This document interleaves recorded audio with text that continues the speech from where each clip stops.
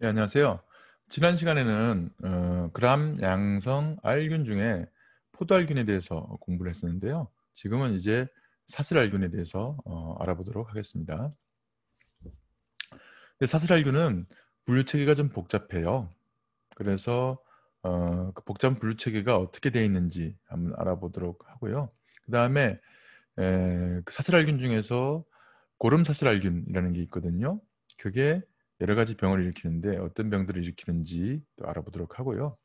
그 다음에 이게 화농성 감염증을 일으키는데 고름사슬알균이 그 고름사슬알균이 화농성 염증을 일으킨 그 다음에 속발성으로 그 다음에 비화농성인 질병을 일으키는 것들이 있어요. 이 임상적으로 중요하거든요. 그래서 그거에 어떤 게 있는지 알아보겠습니다. 그러면 그 다음에 이제 또 사슬알균 중에서 폐렴 사슬알균이라는 게 있는데 이게 또 어린이에서 여러 가지 질병들을 일으킵니다. 그래서 그 독성 인자는 뭐고 그다음에 예방접종이 이제 나와 있거든요. 그 예방접종은 어떤 종류가 돼 있는지 알아보기로 하고요. 그 다음에 수업을 진행하는 중에 뭐 발열성 외독소, 그다음 사슬알균 용혈소, 팽창반응 이런 단어들이 있습니다.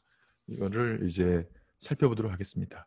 발열성 외독소, 사슬알균 용혈소, 팽창반응이 예전에는 균을 동정하고 하는데 뭐 중요한 역할들을 했던 것 같은데 지금은 뭐 그렇게 중요한 건 아니에요. 그래도 한번 어떤 것들인지 알아는 보도록 그렇게 하십시다. 사슬알균은 지난 시간에 말씀드린 것처럼 디에노코카체에 속하는 gram 양성 알균이에요. 우리가 피부 화농성 질환에서 세균을 채취해서 도말건조 고정한 다음에 gram 염색을 해보면 gram 양성 알균으로 나오고요. 그 중에서 이제 이게 어떤 무리에 속하는 걸 알기 위해서 무슨 검사를 한다고 그랬죠? 이제 카탈라지 테스트를 하면 거품이 뽀글뽀글 일어나는 게 어, 포도알균, 거품이 안 일어나면 사슬알균 또는 장알균 이렇게 얘기한다고 그랬어요. 그래서 이제 그렇게 알고 난 다음에 이 사슬알균을 분류를 하게 되는데 이게 일반적으로 사슬 모양으로 나타나서 사슬알균, 스트랩토코쿠스 이렇게 이름이 붙어 있었고요. 조건 무산소균이고 카탈라제가 없다고 말씀드렸죠. 그다음에 탄수화물을 발효시켜서 젖산을 생산하는 게 중요한 생물학적 현상 중에 하나예요. 그런데 분류 체계가 복잡해요. 그래서 여러 가지 분류법으로 분류를 합니다. 그 중에서 이제 혈청학적인 특성을 가지고 하는 분류법이 있는데 그게 란세필드라는 과학자 레베카 란세필드인데요. 이분이 만든 혈청학적 분류법이 있거든요. A부터 W까지. 그거를 기본으로 일단 씁니다. 우리는 그룹, 군 이렇게 얘기하는데 그 다음에 두 번째 이 스트랩토코쿠스라는 균, 사슬알균을 혈액 한천 배지 양의 적혈구가 있는 배지에다가 배양을 하면 적혈구들이 파괴되기도 하고 불완전하게 파괴되기도 하고 파괴 안 되기도 하고 하는 양상을 보여요. 그거를 완전히 파괴되면 우리가 베타 용혈, 불완전하게 파괴되면 알파 용혈, 그다음에 파괴되지 않으면 감마 이런 식으로 나누는데 그런 식으로 구분을 합니다. 그 외에 여러 가지 생물학 특징 가지고 구분을 해서 분류체계가 좀 복잡해요. 그래서 이제 우리가 눈으로 보기에는 용혈, 이제 헤몰라이시스라고 하는데 이 혈액 한천 배지를 블러드 아가 플레이트 BAP 그래서 미국 사람들은 맵이라고 읽더라고요. 에다가 세균을 발라서 배양을 하면 요 베타는 보이시죠? 이렇게 균 주위에 적혈구들이 다 파괴돼서 투명하게 보여요. 뒤에서 노란 불빛을 쬐서 이렇게 노랗게 보이는 것 같은데 그렇고 알파 용혈은 뭐 구별하기 쉽지 않지만 여기 적혈구가 불완전하게 파괴가 돼서 색깔이 녹색으로 보입니다. 근데 뒤에 이제 노란색이 있어가지고 색깔이 이렇게 보이지만 녹색으로 보여요. 그 다음에 감마 용혈은 아예 용혈을 못 일으킨 게 감마 용혈 이렇게 되겠습니다. 그래서 이 스트랩토코쿠스 사슬알균을 알파, 베타, 감마 이렇게 나눕니다. 모양은요 동그랗고요. 그 다음에 크기는 포도알균보다는 조금 작아요. 배열은 포도알균은 포도송이처럼 모여서 포도알균이라고 불린다고 그랬지만 이건 사슬 모양으로 배열됩니다. 근데 이거는 우리가 액체 배지에 조용히 배양하거나 아니면 고형 배지 뭐에서 약간 배양하거나 이러면 사슬처럼 보이지만 고형 배지에 오래 배양하면 푸달균처럼 보이고 그다음에 액체 배지에서 흔들면서 배양하면 사슬 모양을 형성하지 못하기 때문에 사실 그 특징적인 배열 형태만 가지고는 감별이 힘듭니다. 이 균은 사람의 코, 목, 입안, 장관, 피부, 외음부, 질 이런 데서 발견되고 있고요. 자연계에서도 널리 분포하고 있어요. 이 균은 아포 없고 편모 없어서 운동성이 없고요. 현막은 있기도 하고 없기도 해요. 폐렴사슬알균 있잖아요. 그거는 현막이 있기도 하고 없기도 해요. 이 그리피스의 실험 저번에 말씀드렸잖아요. 폐렴알균이 현막을 가지고 있는 경우는 병원성이 굉장히 높은 걸로 이렇게 돼 있어요. 그리고 조건 무산소균이에요. 통성 현기성이라고도 하는데 조건 무산소균이라서 산소가 있거나 없거나 자랄 수가 있지만 그런데 이제 요게 이제 포도알균이 웃기는 게 뭐냐면 호기성보다는 현기성 환경에서 발육이 더 좋은 걸로 그렇게 돼 있고 그래서 이 사슬알균은 5 내지 10% CO2가 있는 환경에서 정식이 잘 되고 용혈도 잘 되는 게 좀 특징이라면 특징입니다. 그 다음에 혈액간첩 배지, 블러드, 아가 플레이트에서 잘 자라고 거기서 용혈을 일으켜요. 사슬알균의 구조를 보면 포도알균과 유사한데요. 세포질이 있고 세포질 막이 있고 그 바깥에 세포벽이 있고 캡슐이 있기도 하고 없기도 하고 뭐 이렇게 되어 있습니다. 그래서 여기에 있는 구조물 때문에 군특이 항원들이 이제 나타나기 시작해요. 그걸 갖고 이제 란스필드 할머니가 분류 체계를 만들었어요. 란스필드 클래시피케이션. 그런데 이게 군특이 학원이 다 있는 건 아니고요. 아까 알파, 베타, 감마 용혈이 있다고 그랬잖아요. 그래서 베타 용혈을 일으키는 것들은 다 이 란스필드 클래시피케이션에 들어가게 되고요.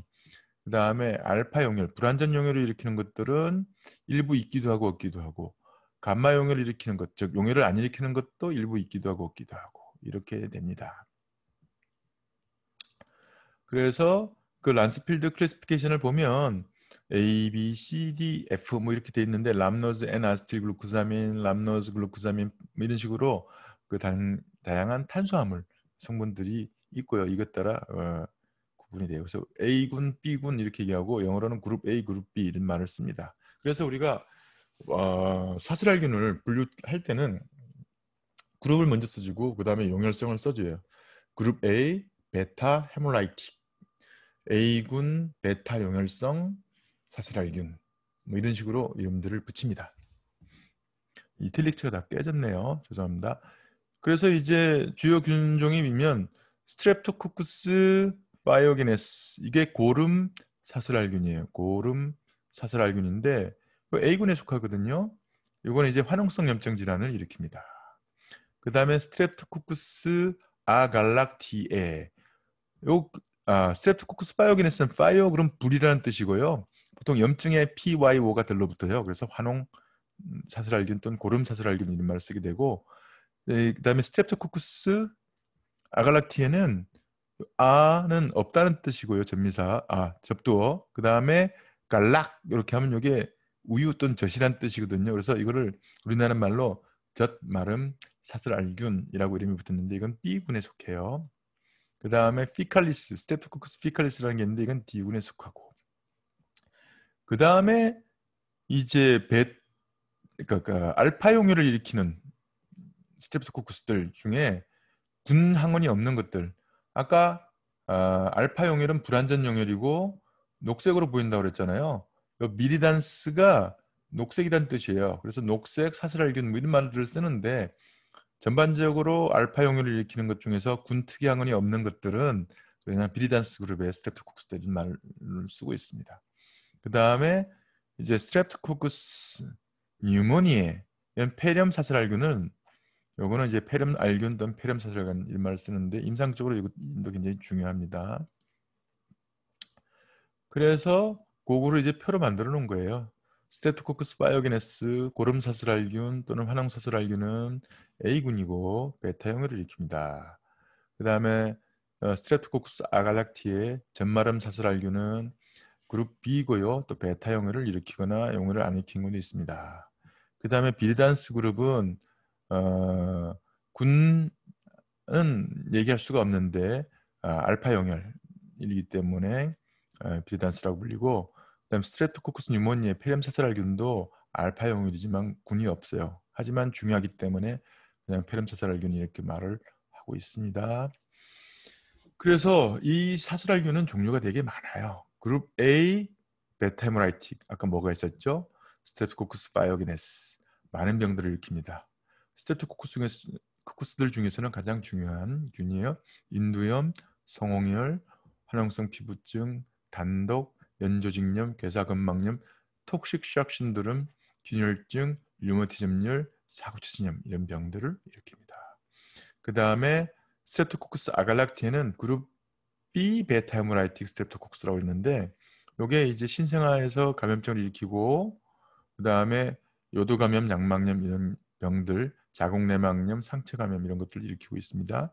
그 다음에 비르단스 그룹, 알파 용혈을 일으키거나 용혈을 안 일으키는 군 항원이 없는 것들은 기회 감염들을 일으켜요. 균혈증, 심내막염, 농양, 충치 이런 것들을 일으키는 걸로 되어 있고요. 그 다음에 스트랩토코커스 뉴모니아의 폐렴 사슬알균은 폐렴, 수막염, 부비동염, 중이염, 균열증 이런 병들을 일으키는 것으로 되어 있습니다. 그 중에서 중요한 고름사슬알균 그룹 A 베타 헤모라이틱 스트랩토코커스라고 말씀드렸고요. 사이즈는 1마이크로 정도 되는데 포달균보다는 살짝 작고요. 혈액안전 배지에서 배양을 하면 베타 영혈대를 만든다고 그랬어요. 균특이 항원이 있다고 말씀드렸고, 그 다음에 형특이 단백질이라고 프로테인 M, 프로테인 T, 그러니까 M 단백, T 단백 이런 게 있는데, 그 중에 이제 M 단백이 병원성과 관련이 있어서 조직에 들러붙는 부착수로 작용하기도 하고, 탐식 작용에 저항하는 성질도 있고, 보체를 분해해서 보체의 작용을 방해하는 성질도 있고, 그래서 병태 생리에 중요해요. 그 다음에 이제 현막이 있어서 탐식 작용에 저항하게 되고요. 그 다음에 리포테이크 애시드, 디질티코산이 있어서 부착에 관여하고 되고요. 그 다음에 이제 M 유사 단백, 이 IgM, IgG, 그다음 알파2 마크로글로불린 같은 것들에 이제 들러붙는 역할들을 한다고 그랬고, 그다음에 F 단백이라는 게 있어서 상피세포에 들러붙는 역할들을 합니다. 그래서 이게 병을 일으킬 때는 일단 몸속에 들어오면 옵소닌화, 그다음에 포식작용을 회피하는데, 옵소닌화가 뭐라고 그랬죠? 탐식세포가 탐식을 잘 할 수 있도록 그 미생물의 표면을 보체나 아니면 항체로 덮어주는 그런 역할을 하는데, 보체 같은 거를 분해해서 그거를 못하도록 막거나, 아니면 하얄유론산이 있는 현막을 가지고 마치 우리 몸의 조직인 것처럼 위장을 해가지고 탐식작용을 억제하거나, 그다음에 M 단백이라는 게 있어서 이게 또 보체 활성을 억제하거나 해가지고 이제 선천 면역 기능을 이제 회피하는 그런 역할들을 하고요. 그 다음에 숙주세포에 달라붙을 때 디질티코산, M 단백, F 단백 이런 것들을 이용해서 부착한 다음에 상피세포 안으로 침입할 수 있어요. 그 다음에 독소하고 효소를 많이 생산하는데요. 발열성 외독소, 바이로제닉 엑소톡신이라고 하는데, 옛날에 이걸 닉톡신 이런 말을 썼거든요. 그래서 SPE, 뭐 A, SPB, C, F 이렇게 쓰고 있었는데, 이런 것들이 있고, 이런 발열성 외독소가 슈퍼안티젠으로 작용해서 비특이적으로 면역 반응을 활성화시키면 염증맥에 사이토카인을 대량 방출하게 되면은 경우에 따라서 뭐 폐혈증, 쇼크 같은 것도 일으킬 수가 있어요. 스칼렛 피버, 성홍열, 아주 선홍색의 피부 발진을 일으키는 환자의 발진을 일으키는 작용을 하고요. 그 다음에 근육과 연조직이 녹아 없어지는 괴사근막염을 일으키는 역할을 하기도 하고요. 그 다음에 사슬알균도 독소 충격 증후군을 유발할 수 있거든요. 그래서 이게 스프란티젠으로 작용하기 때문에 그래요. 그래서 그런 것들을 유발합니다. 그 다음에 발견된 효소 중에 스트랩토라이신 S, 그 다음에 스트랩토라이신 O라는 게 있는데, 스트랩토라이신 S는 적혈구, 백혈구, 혈소판 이런 것들을 용해시키고, 그 다음에 베타 영혈을 일으키게 하는 원인이 되죠. 그래서 그다음에 스트레프토라이신 O는 적혈구, 백혈구 혈소판, 또 배양세포를 용이시키는 역할을 하는데, 차이점은 스트레프토라이신 S는 항원으로 잘 작용하지 않는데 스트레프토라이신 O는 항원으로 작용해요. 그래서 항체를 유도하게 되죠. 그럼 이제 안티스테토라이신 O라는 항체가 이제 만들어지면 최근 감염이 스트랩토코커스에 대한 감염이 있었구나 하고 이제 알 수가 있어요.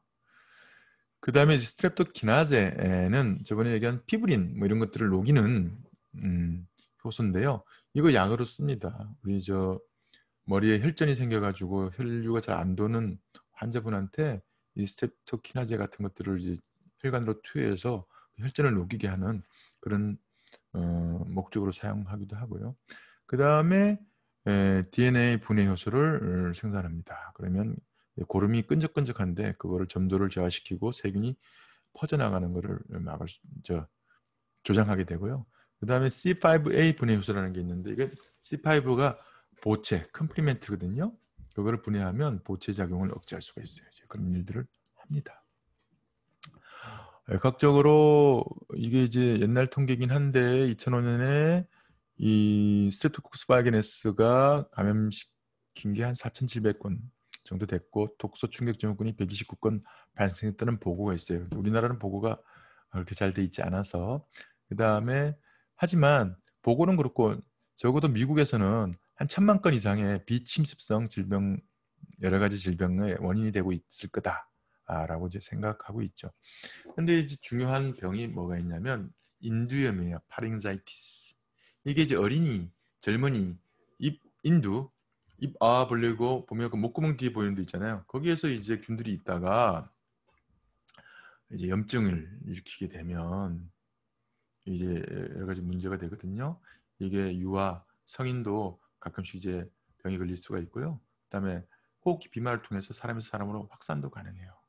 그래서 특히 추운 계절에 혼잡한 교실이나 타가 시설에서 쉽게 확산되는데, 이게 쉽게 퍼져서 목구멍에 염증을 일으키고요. 그게 종격동으로 이렇게 퍼져나가고 하는 아주 안 좋은 상황을 만들 수가 있기 때문에 잘 보고 치료를 잘 해야 됩니다.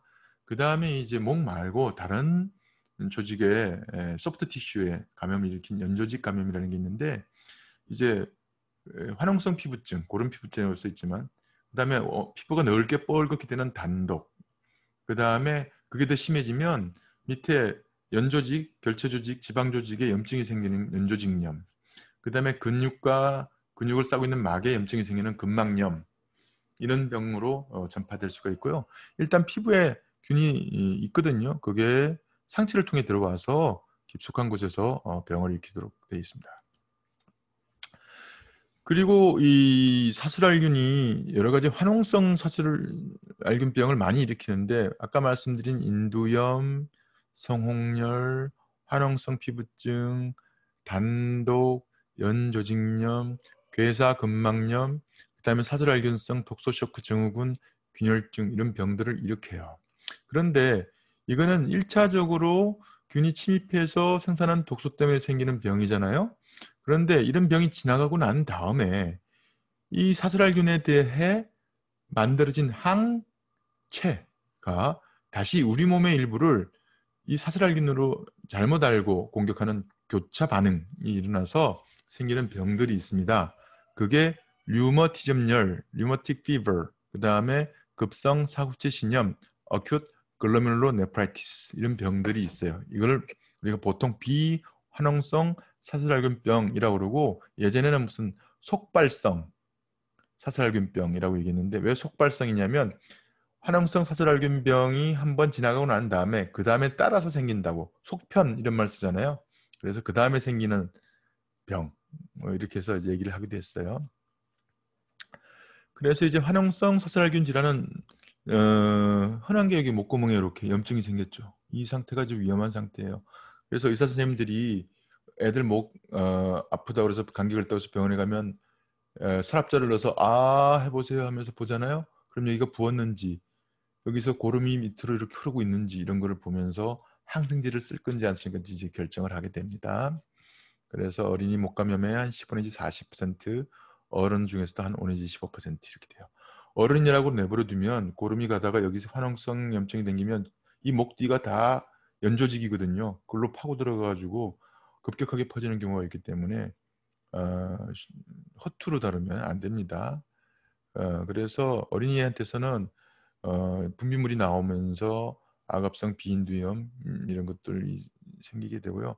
청소년 성인에서는 삼출물 끈적끈적하게 나오면서 급성 비인두염, 그 다음에 열이 많이 나는 고열로 발전하기도 합니다. 그 다음에 이제 화농성 사슬알균 질환에 스칼렛 피버, 성홍열이라는 게 있어요. 스칼렛 컬러가 이렇게 빨간 아주 선명한 선홍색을 스칼렛 이제 컬러라고 그러는데, 그 성홍열이 걸리면 여러 가지 특징이 있지만 여기 보시면 여기 보세요. 어린이 양쪽 볼이 빨갛잖아요. 이렇게 빨갛게 되고 이제 혓바닥이 빨갛고 여기 점점점 딸기씨 같은 게 박혀요. 그래서 스트로베리 텅이라고 얘기를 하는데 딸기요. 그런 게 있고 임파질이 붓고 심장이 빨리 뛰고 입 주변에 발적 생기고 뭐 이런 병들이 있으면서 열이 나요. 그 다음에 몸살 증상이 있습니다.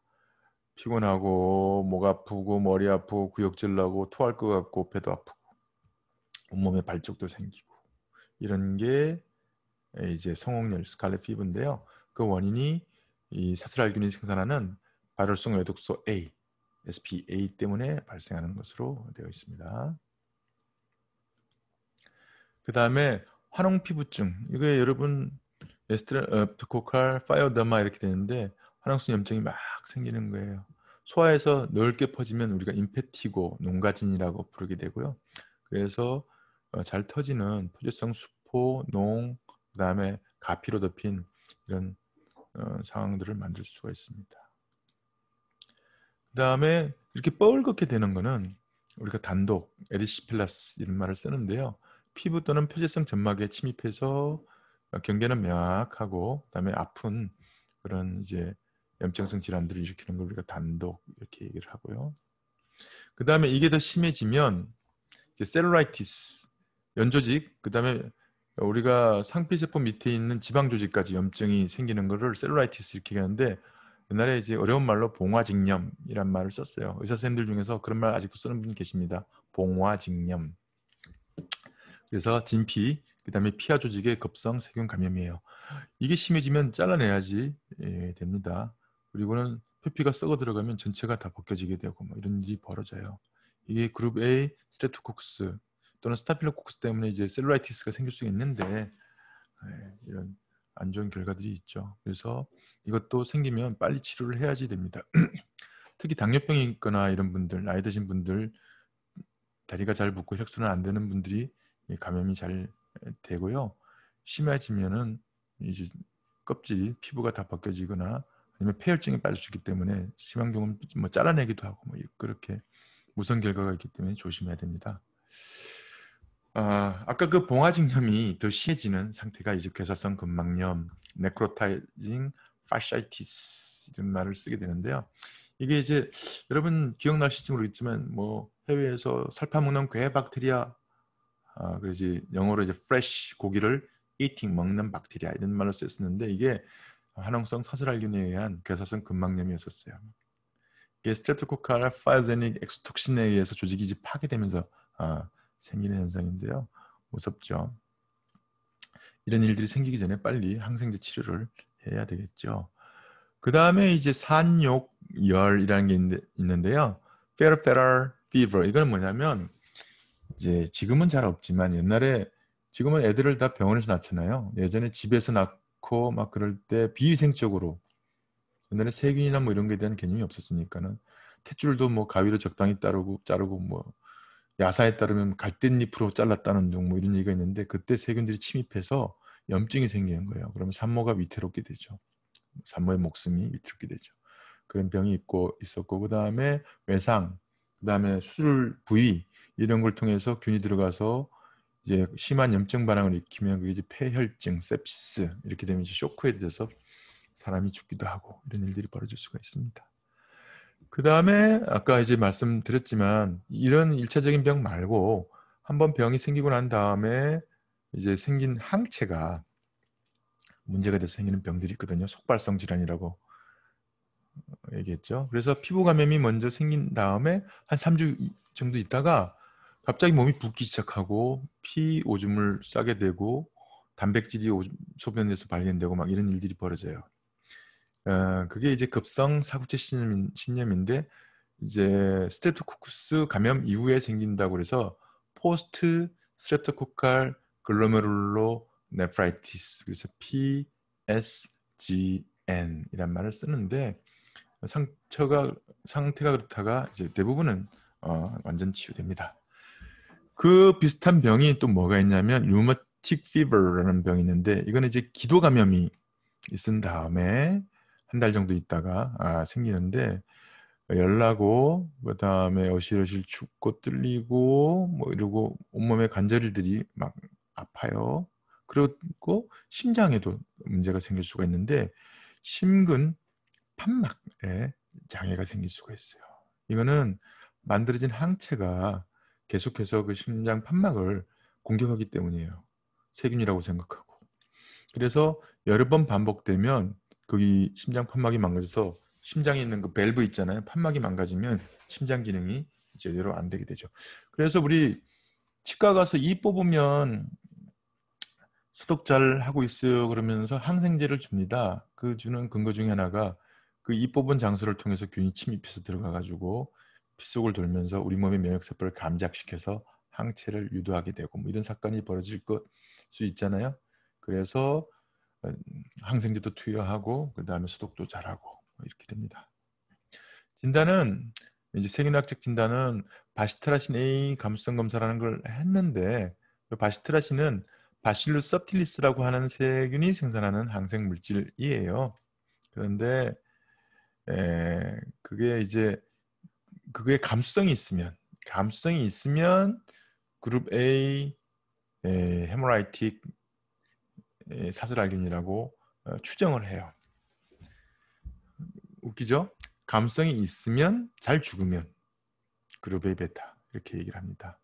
그 다음에 아까 스트립라이신 O에 대한 항체 반응 측정한다고 그랬죠. 그런 것들을 하고 하지만 지금은 다 자동화된 기계로 하고 있죠.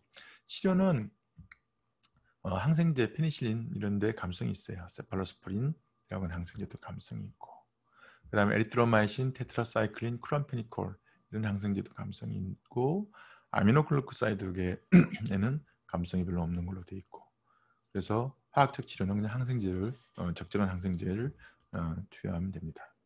이게 이제 환웅 사슬알균 또는 고름 사슬알균이었고요.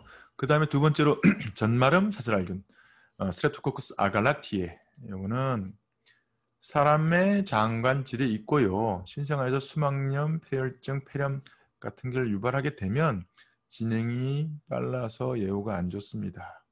이게 신생아질에서 전파돼서 증가하는 원내 감염의 원인 병원체로 떠오르고 있었고요. 성인에서 심내막염, 폐렴, 요로감염 이런 것들도 일으키고 그 다음에 이게 일종의 인수공통전염병인 소에서 유방염의 원인균이에요. 그러면 소가 젖이 안 나와요. 그래서 이름이 뭐라고 붙었냐면 스트레프토코커스 아갈락티에 소의 젖꼭지에 감염되면 소가 젖을 안 내놓습니다. 그래서 젖마름, 사슬알균 이렇게 이름이 붙었어요. 그리고 이게 이제 균열증, 폐렴, 뼈, 관절염, 피부 및 연조직 감염을 일으킬 수가 있고요. 모양은 동글동글하고 그 다음에 베타 용혈을 일으키고 뭐 이렇죠. 그래서 모양만 갖고는 구분이 안 됩니다. 그래서 예전에는 혈액 천배지에서 배양하고 난 다음에 뭐 다른 방법들을 써서 검출을 했어요. 감배를 했어요. 그래서 마뇨산 가수분해 검사라든지 뭐 캠프 시험이라든지 이런 걸 했는데 지금은 그냥 분자생학적으로 알아내고 있습니다. 항균제 감수성이 있고요. 항균제 치료가 가능합니다. 그 다음에 베타 용혈을 일으키는 것들이 잡다한 게 있는데 너무 잡다 해서 그냥 넘어가기로 하고요. 그 다음에 녹색 사슬알균 이거는 알파 용혈을 일으킨다고 그랬죠. 그래서 녹색 비리단스 또는 메르단스 이게 라틴어 녹색에서 나온 말이에요. 그래서 녹색 영향을 일으키기 때문에 비리단스 그룹이라고 이름이 붙었는데 혈청군 감별은 어렵다. 근데 이게 이제 뭐 예전에는 어떻게 했냐면 담즙에 용해되지 않는 성질. 이게 어떤 의미냐면 담즙이 어디서 나옵니까? 십이지장 쪽에서 분비되잖아요. 그래서 장내 감염 세균들이 담즙에 용해되지 않아요, 잘. 그래서 이제 그런 실험들을 해본 건데 비리단스 그룹은 그런 담즙에 용해되지 않는 성질을 가지고 우리가 감별이 썼었죠. 그다음에 옵토친이라는 물질에 내성이 있는 걸 가지고 또 감별이 썼었고요. 그래서 이 녹색 사슬알균은 알파 용혈 또는 비용혈을 일으키고 입, 인두, 위장관, 요로 생식기관에서 발견이 되고요. 여러 가지 다양한 질환을 일으키는데 치아우식, 이게 뭐냐 하면 충치예요. 충치를 일으키거나 그 다음에 아급성 심내막염, 그 다음에 화농성 복부 감염 이런 것들을 일으킬 수 있어요. 입 안에서도 발견되는 균이 있는데 스트레프토코쿠스 상구이스, 살리바리우스, 미티스 이런 것들이 발견되고요. 그 중에 스트레프토코쿠스 뮤탄스라는 균이 있는데 이게 바로 충치의 원인균으로 흔히 알려져 있어요. 이것만이 충치를 일으키는 것은 아닌데 이 스트레프토코쿠스 뮤탄스가 많으면 충치가 심하게 걸리고 심하게 충치가 있는 사람한테서는 스트레프토코쿠스 뮤탄스균이 많이 발견되고 그래서 이제 충치의 원인균이다 이렇게 생각하고 있고 스트레프토코쿠스 보비스라는 군도 어린이에서 병을 일으키는 걸로 그렇게 되어 있습니다. 그 다음에 이제 폐렴 사슬알균 이게 스트레프토코쿠스로 처음부터 분리된 게 아니라 옛날에는 뉴모코쿠스라고 해서 별도의 원인 다른 종인 걸로 생각을 하고 있었어요.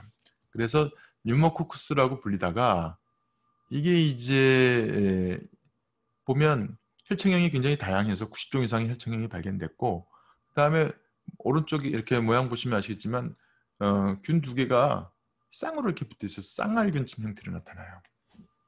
그래서 이름이 또 바뀌었어요. 두 개의 알균이 붙어 있다. 그래서 디플로코쿠스 그리고 폐렴을 일으킨다. 그래서 뉴모니에. 그래서 디플로코쿠스 뉴모니에라는 게 알려졌거든요. 그리고 1928년에 프레드리크 그리피스라는 분이 이 폐렴 사슬알균을 가지고 그 유명한 실험을 했잖아요. 어떤 실험 기억나시죠? 독성이 있는 폐렴 사슬알균과 독성이 없는 폐렴 사슬알균을 가지고 실험을 했던 거예요. 그 실험을 해서 DNA가 유전 물질이다라는 걸 이제 알아냈지 않습니까? 역사적인 명성을 가지고 있는 균입니다. 그리고 이제 1936년에 이 폐렴 사슬균이 그 현막을 가지고 있으면 그 현막을 이제 병원성이 있잖아요. 근데 그 현막에 대한 단백질이 아니라 폴리사카라이드 다당체거든요. 이게 항원으로 잘 작동을 안 합니다. 그래서 백신을 만들기 힘든데 여기에다가 단백질을 갖다 억지로 단백질을 붙인 다음에 백신으로 만드는 그런 이제 실험을 통해 가지고 백신이 만들어졌어요. 그리고는 1974년에 여러 가지 검사를 통해 가지고 이거 스트레프토코쿠스네 이렇게 해서 이름이 스트레프토코쿠스 뉴모니에라고 이름이 붙게 됐습니다. 쌍으로 생겼다고 그랬고요. 그 다음에 현막이 있기도 하고 없기도 합니다. 크기는 한 1마이크로 정도 내외 되고요. 그 다음에 여기 이제 현막은 이 있으면 이제 생체 내에서 만들어지고 그 다음에 인공 배제해서 하면 현막이 없어지는 그런 특성을 보이고요. 그 다음에 오래 배양한 거는 크라운 음성처럼 보기도 하지만 그런 형태를 가지고 있습니다. 사람의 상기도내나 구강 내에 그냥 존재하는 균이고 30 내지 70%에서 이 균들이 발견돼요. 그리고 이게 어떤 병들을 일으키냐면 폐렴, 그 다음에 우리 코 주변에 있는 그 부비강 있잖아요. 거기 염증, 그 다음에 중이염, 그 다음에 뇌수막염, 유방염, 안결막염 같은 병들을 일으킵니다. 그 외에도 복수나 아니면 여러 감염, 그 다음에 질분비물이나 그 다음에 창상분비물에서도 나오기 때문에 여러 군데에서 병을 일으킨다라고 할 수 있죠. 그래서 또 그리피스 실험처럼 쥐에도 우리가 독성을 나타내는 걸 가지고 우리가 이제 쥐에다 접종해가지고 분리해내기도 하고 뭐 이런 일들을 했죠. 아까 대엽성 폐렴이라는 건 뭐냐면 이렇게 폐가 엽이 있잖아요. 여기 이제 오른쪽은 하나, 둘, 세 개의 엽이 있고 왼쪽은 두 개의 엽이 있는데 염증이 생기면 전체가 먹는다는 뜻이에요. 이렇게 염증이 생기는 그런 대엽성 폐렴을 일으키는 중에 하나가 스트레프토코커스 뉴모니에. 그래서 이름이 이 폐렴 사슬알균이라고 이름이 붙었죠. 그래서 다양한 현막 항원을 가지고 있어서 종들이 되게 많고요. 그 중에서도 병을 나타내는 게 1, 2, 3, 4, 7, 8, 12, 19 이런 것들이 있는 거죠. 그리고 이제 C 폴리사카라이드라고 하는 균 형특이 탄수화물이 있어요. 그런데 이 C 폴리사카라이드에 반응하는 항체는 아닌 물질들이 있거든요. 그 C 리액티브 프로테인이에요. 그러면 무슨 얘기냐면 폐렴 사슬알균 감염이 있으면 C 리액티브 프로테인의 혈중 농도가 올라가겠죠. 그런데 이게 다른 염증이 있거나 또는 암 환자에서 이게 증가한다라는 게 알려졌거든요. 그래서 병원에 환자가 왔을 때 이 사람이 염증이 있나 없나, 세균 감염이 있나 없나 볼 때 C 리액티브 프로테인 CRP를 검사를 해요. 농도를. 그렇게 해서 이제 꼭 폐렴 사슬알균에 의한 감염 염증이 아니더라도 염증을 확인하는데 CRP 농도 측정을 합니다. 그 다음에 세포벽에 테이코산이 두 종이 있는데 세포 표면에 노출되어 있는 게 있고 안에 있는 것도 있는데 그 바깥에 있는 게 C 폴리사카라이드 라는 거죠. 그 다음에 이 사슬알균은 많은 사람에서 한 지금 그러니까 정상 복용률이 한 70%까지 70%까지 간다고 그랬고 세균성 폐렴을 미국에서는 연간 한 50만 건, 수막염은 6천 건, 중이염, 부비동염 700만 건, 균열증은 한 5만 5천 건 정도 일으킨다고 그러니까는 굉장히 중요한 균 중에 하나입니다. 그 다음에 이 균 단독으로도 감염을 일으키지만 인플루엔자가 걸리거나 홍역이 걸리거나 이런 바이러스 호흡기병이 선행하고 난 다음에 이 균이 동시 감염돼 가지고 병을 일으킬 수가 있고요. 그다음에 만성 폐질환이 있거나 알코올 중독이 있거나 우려성 심부전증이 있거나 당뇨병이 있거나 신장 질환이 있는 사람들은 이 균에 감염이 잘 되는 거예요. 그래서 폐렴이 생기면 갑작스럽게 시작하는데 춥고 떨리면서 고열이 나게 되고요. 치료 안 하면 5% 정도가 죽어요. 그리고 이제 노인 균열증 환자에서 사망률이 높고요. 그 다음에 부비동염을 우리가 영어로 파라네리잘 사이노사이티스 이런 말을 쓰고요. 중이염은 오타이티스 메디아 이런 말을 쓰는데 이제 부비동하고 귀에 급성 감염이죠. 어린이에서 중이염이 잘 생기고 그 다음에 모든 연령에서 세균성 부비동염이 생길 수 있어요.